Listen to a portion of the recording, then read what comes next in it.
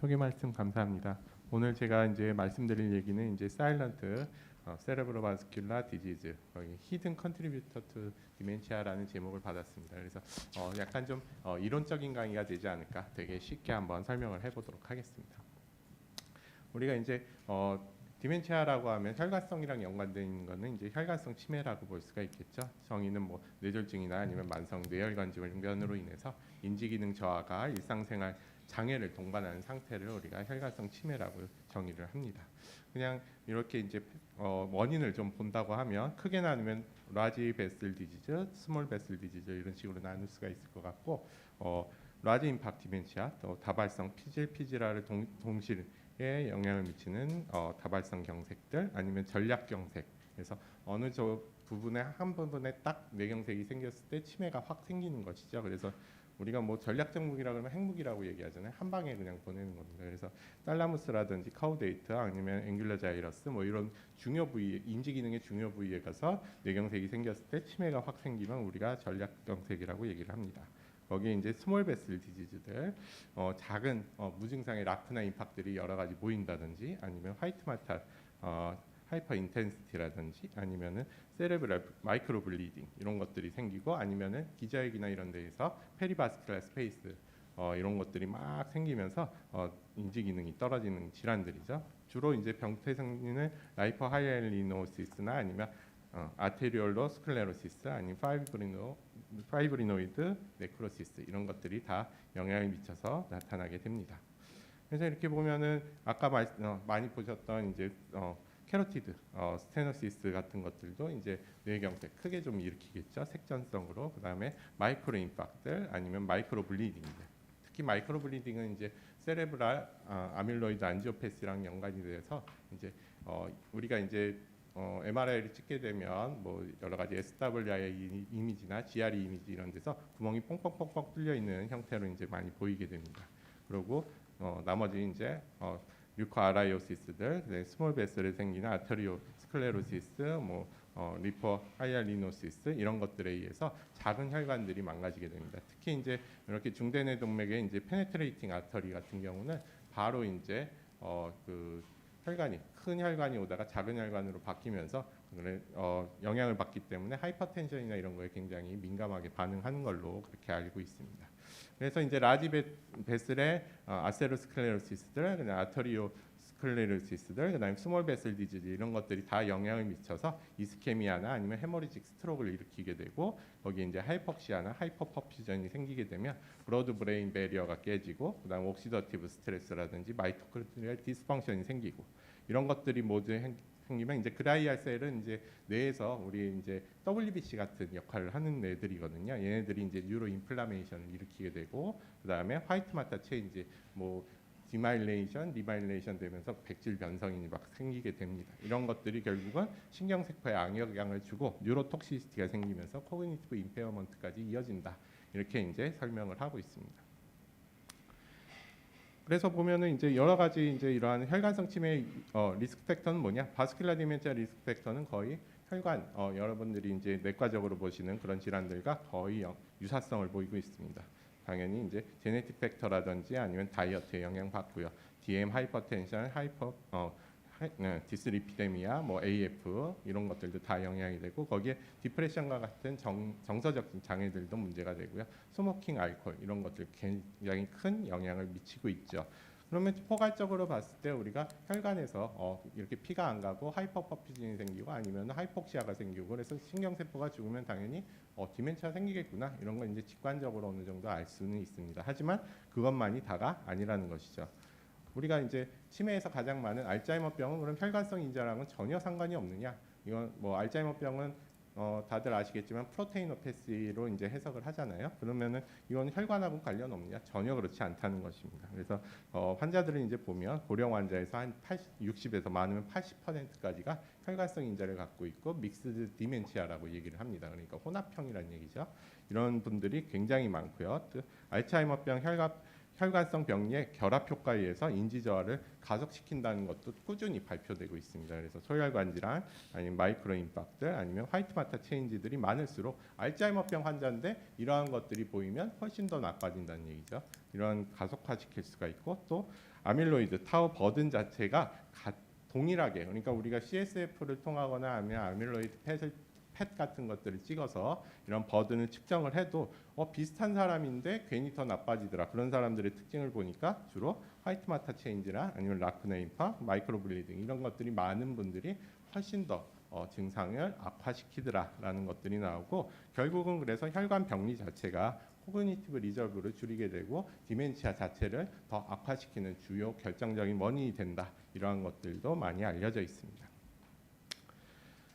아까 말씀드렸듯이 이제 알츠하이머병에서는 그러면 도대체 얼마나 혈관성 인자들이 영향을 미칠까 하는 것들을 보면 대표적인 건 물론 이제 크로닉 세레브럴 하이퍼퍼fusion이겠죠. 관류 저하인데 이런 것들이 고혈압, 동맥경화, 뭐 스몰 베슬 디지즈 이런 것들로 인해서 만성적으로 자꾸 이제 혈액이 잘 안 통하는 그런 일이 벌어지는 것이죠. 그렇게 되면 엔도테리얼 디스펑션도 생기게 되고 오토 레귤레이션의 문제도 생기고 뉴로바스큘라 디스펑션까지 생기면서 결국은 BBB도 깨지게 되고 여러 가지 물질들이 막 혼합되게 되고 아밀로이드를 더 악화시키는 그러한 메커니즘으로 사용할 수가 있다. 대표적으로 신경세포 사이의 연접부가 다 망가지기 때문에 정보 이동이 거의 어렵게 됩니다. 거기에 타우 포스포릴레이티드 타우가 이제 제일 중요한 타우인데요. 이런 거 같은 경우도 굉장히 많이 증가하게 되고 결국은 이거의 제일 약한 부위가 히포캄푸스의 벌러러빌리티를 증가시킨다. 그러면 결국 기억력을 떨어뜨리는 주요 원인이 된다라는 것들을 이야기하고 있습니다. 두 번째로는 이제 아밀로이드 베타에는 그럼 어떤 영향을 미칠까 하는 것들을 보면은 아밀로이드 베타 자체도 원래는 이제 아밀로이드라는 단백질은 건강인에게도 다 존재하고 있죠. 하지만 이게 알파 스크리타즈에 의해서 알파 솔루블한 폼으로 바뀌면 뇌에서 제거되고 괜찮은데 이게 무슨 이유인지 모르지만 베타 스크리타즈에 의해서 분해가 되면 이게 녹지 않는 폼이 됩니다. 그래서 아밀로이드 베타가 되거든요. 이렇게 되면은 잘 제거가 안 되는데 그래도 우리 몸에는 이걸 제거할 수 있는 능력이 있습니다. 주로는 페리바스큘라 드레이네이지를 통하던가 아니면 그린파틱 시스템 아니면 BBB 트랜스포트를 이용해서 아밀로이드 베타를 계속 꾸준하게 제거를 해주고 있죠. 하지만 이러한 혈관성 인자들은 이러한 그 메커니즘들을 다 박살을 내게 됩니다. 그러면은 계속 제거되지 않고 뇌 속에 남아 있게 됩니다. 그러면 아밀로이드 베타가 당연히 축적되는 악순환을 계속해서 생기죠. 또 아밀로이드가 축적되면은 혈관 내피에 이제 기능 자체가 장애가 생기면 혈관에도 아밀로이드가 쌓이게 됩니다. 이걸 우리가 세레브랄 아밀로이드 안지오패스라고 하고 이런 것들이 악화되면서 점점 알츠하이머병도 악화시킨다 이렇게 설명을 하고 있습니다. 세레브랄 아밀로이드 안지오패스 같은 경우는 사실 보면은 동양인한테는 굉장히 적은 것 같아요. 근데 이제 서양인들은 굉장히 많은 걸로 돼 있고 이런 것들을 어떻게 할 수 있냐면 이제 레캠비라는 약물이 요즘 이제 새로 나와서 아밀로이드를 제거하는 약물로 쓰이고 있는데 세레브랄 아밀로이드 암지오패스가 많은 분들 같은 경우에는 마이크로 블리딩이라든지 아니면 여러 시데로시스 아니면 이런 이데마, 세레브랄 이데마 같은 게 막 인플라메이션에 의해서 생기거든요. 그런 것들을 보면 외국인들은 거의 한 20% 넘게 문제를 일으키지만 일본인이나 동양인 같은 우리나라 사람들은 1.5%, 1.3%밖에 나오질 않습니다. 그래서 그런 이제 인정적인 차이도 있지만 어찌됐든간 이런 혈관에 이렇게 아밀로이드가 차 있는 것도 결국 아밀로이드 이런 캐스케이드의 문제점을 일으키는 것이다라고 설명을 하고 있습니다. 세 번째로는 이제 BBB 파괴죠. 블러드 브레인 베리어라는 게 이제 뇌에는 뇌와 혈관 사이에는 존재하고 있습니다. 그래서 어떠한 물질도 함부로 들어올 수 없게끔 이렇게 막아주는 이제 베리어죠. 그래서 약을 개발하거나 이럴 때도 BBB를 통과시킬 수 있느냐 없느냐가 굉장히 중요하고 그래서 뇌에 쓰는 약들은 한정적으로 사용될 수밖에 없고 이걸 통과하는 약물들이 주로 이제 향정신성 의약품 이런 쪽으로 이제 분류가 많이 돼 있습니다. 어찌됐든간 이런 BBB를 통과하게 되고 퍼미어빌리티를 증가시키면서 쓸데없이 뇌에 들어가지면 안 되는 그러한 물질들이 이제 염증성 물질이라든지 이런 것들이 뇌에 또 포함이 되게 됩니다. 그러면 파이브리노겐 아니면 뭐 알부민 인플라메이터리 메디에이터 이런 것들이 자꾸 들어가게 되고 그러면 이제 그쪽에서 WBC 같은 이런 마이크로 그라이알 액티베이션이 일어나게 되고 뉴로 인플라메이션을 마구 일으키게 됩니다. 거기에 이제 타우 패솔로지도 역시 촉진이 되면서 알츠하이머병을 더욱더 심화시키는 그러한 주요 원인이 된다고 얘기를 하고 있습니다. 거기에 때 이제 뉴로바스큘라 유닛들도 이제 많이 붕괴된다고 합니다. 이 뉴로바스큘라 유닛은 뉴런과 아스트로사이트, 그다음에 엔도세리움, 그다음에 페리사이트 간에 이렇게 유니트를 이루어서 주로 하는 일들은 어떠한 부분에서 일을 많이 하면 그쪽에 혈액을 공급을 많이 해서 산소 공급을 많이 해주고 어떤 부분은 줄여주고 이런 식으로 효율적으로 뇌 펑션을 이제 조절해주는 그러한 장치인데 이것들도 이제 다 파괴가 되게 되는 것이죠. 그렇게 되면은 뇌에 많이 이제 산소가 필요하고 에너지가 필요한 부분, 글루코스가 필요한 부분에 이제 제대로 혈액을 공급해주지 못하고 계속 이렇게 망가지는 그러한 일이 벌어질 수가 있습니다. 이런 것들도 다 아밀로이드의 축적을 불러오고 알츠하이머병을 일으키게 된다. 이런 것들이 인자로 이제 많이 설명을 하고 있습니다. 즉 그냥 혈액이 안 가서 문제가 생기는 것뿐만 아니라 이러한 그 프로테인 캐스케이드 자체도 굉장히 문제를 일으키게 한다라고 보시면 될 것 같습니다. 그래서 한번 제가 이거 이제 요거 만드는 날 한번 저기 제 외래에 왔던 분들 이렇게 혈관성 치매 누가 있었지 해가지고 한번 다 뽑아봤습니다. 그날 오신 분들인데 하루에 요분은 이제 남자 71세 환자분이십니다. 4년 전에 이제 우측 상하지 위약 그레이드 4 정도 생겼었고 보면은 이제 아시겠지만 레프트 MCA 임파기 오셨었죠. 여기에 이제 실어증 여기가 이제 언어 중추가 달려 있기 때문에 말씀을 잘 거의 못 하시고 그러다 보니까 인지 검사를 했더니 4점, GDS 5점이면 초기 중등도 치매 정도 되는데요. 초기에 속하게요. 근데 말씀을 못 하시니까 인지 검사는 굉장히 낮게 나옵니다. 이런 식으로 다 되시고 환자분 잘 돌아다니고 뭐 여러 가지로 다 괜찮았는데 이제 보시면 여기 이제 양쪽 전두엽이 병변이 되게 크게 있는 상태였죠. 환자분이 그때 이제 보호자분이 오셨는데 하시는 말씀이 경찰에 입건이 됐다는 겁니다. 그래서 왜 그러셔요? 그랬더니 이제 호박을 지나가다가 남의 집 호박을 2차례 정도 이제 절도를 해서 거기 이제 CCTV를 보고서 이제 주인이 이제 신고를 했는데 이제 그래서 입건돼 있는데 진단서를 잘 써줘야 빠져나올 수 있다 그래가지고 이제 진단서 써줬습니다. 이게 바로 라지 임팍트 디멘치아가 되겠죠. 중요 혈관들이 이제 망가지면서 생기는 것입니다. 두 번째는 62세 고졸 학력인데 인지 기능이 좀 떨어진다 해서 왔습니다. 해서 봤더니 사실 27점 정도 나오면 이제 경도 인지 장애 정도로 볼 수 있는데 그래도 고졸의 62세가 이 정도 점수 나오는 게 좀 많이 떨어져 있는 편이죠. 그래서 MRI 찍었더니 역시 요 이제 코어데이트라고 하는 기저해 부분에 올드 뇌경색증이 있었습니다. 이런 것들이 어느 정도 좀 인지 기능 장애하고 거의 코릴레이션이 돼서 이런 것들이 바로 이제 전략 치매 전략 뇌경색에 의한 치매죠. 한 방에 이제 가게 되는 거죠. 이런 것들이 있었고 고혈압, 고지혈증 있으셨고요. 그래서 이런 거에 의한 VCI 현 상태다 이렇게 이제 판단을 했던 분입니다.